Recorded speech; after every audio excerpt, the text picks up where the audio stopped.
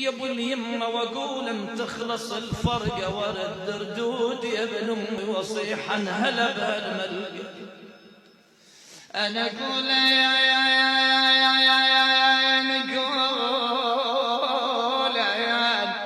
اهم صدق رديت لهاي من زمان اش خلى وش بقى خويا ورد للدار ورد للدار ذيك الدار لكن كلها لي غيار.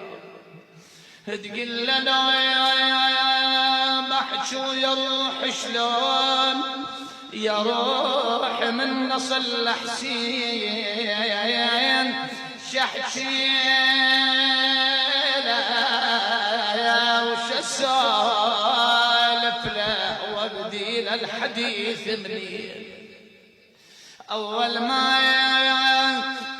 ما احب واقول لك عيد يا نور العين خل من وجهك اشبع شوف يا تالي هالاطياب يا اخوي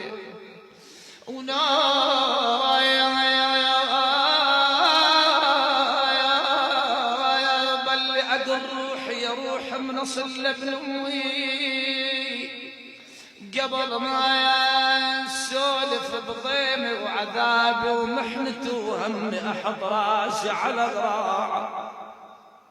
من احط راسي على ذراعه